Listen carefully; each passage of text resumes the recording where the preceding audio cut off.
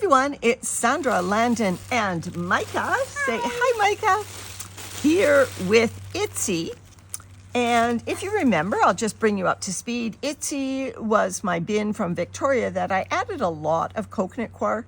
And my last video, I talked about bedding depth and what research said, and found out that 15 to 20 centimeters, or about 6 to 8 inches, which is what this bin was, and I won't know for sure, it's maintaining that depth until I'm in it, was ideal for the epigeic earthworm, Icenia fetida, also known as the red wiggler.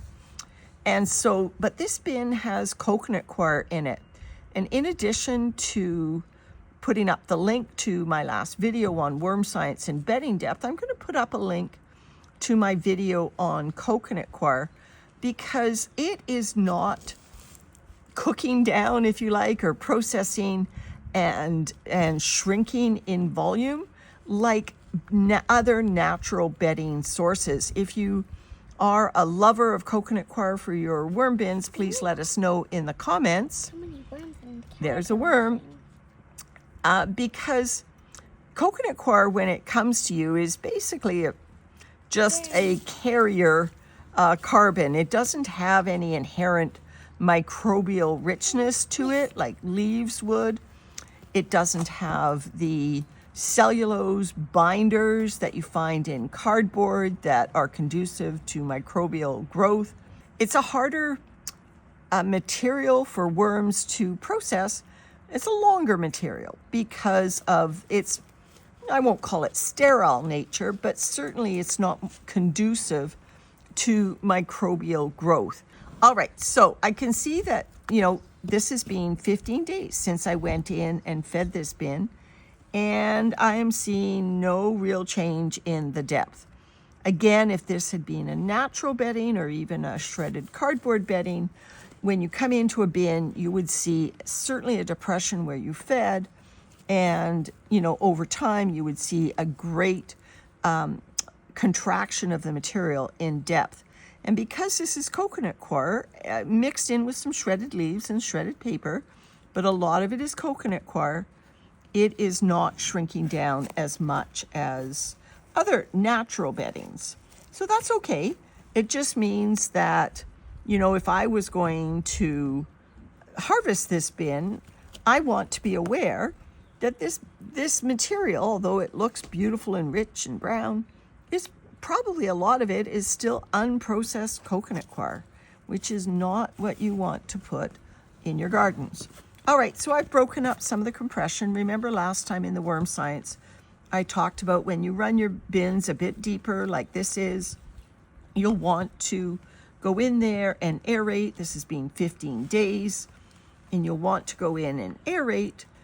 The worms like the depth, but they also need to have good oxygenation at the deepest levels. And one way to do that is to just go in like this, and the denser material is going to be on the bottom. Just break it up and bring it up to the top, or just mix it around.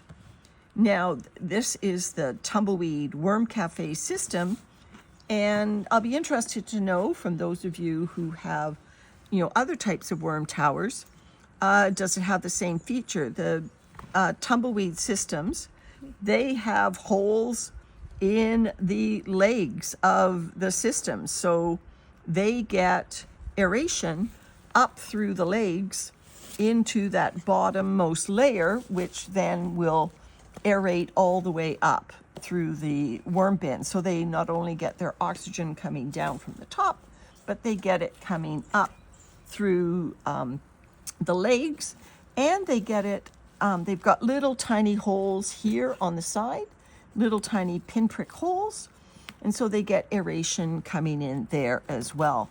So I really like the tumbleweed system. The worms love it, and I think it's really conducive to good aeration. The one thing I'm noticing is, there's my old baiting cup, is no noticeable food scraps left. And so, like I said last time, I'm basically going to be treating each of these levels, this is Itsy, as their own worm bins. So I'll show you the feeding of Itsy, and then we will go down and take a look at Bitsy. All right, but this is, I mean, this is beautiful fluffy material. So the coconut coir is obviously really great at maintaining that aeration. Oh, there's a worm getting into an avocado pit. Okay. So the coconut coir, it breaks up beautifully, so it's really good for that aspect of aeration. All right, last time I fed down the middle, so I'm just going to feed over on one side this time. And Mica and I have prepared a surprise for the worms. Now again, if you go back and review my worm science video, you will remember the worm science says to feed at about 15 centimeters down, or about 6 inches, which that's right about here. So I'm just going to take these, sticks and the pit, some big chunks of carbon down. Then I'm going to just lay some cardboard down. And then Mica, bring up your surprise and tell everyone what it is. Our surprise for the worm is a worm burrito with, and also with some carrots and I think it's cilantro. And we put and a raspberry. We also put a cherry on top.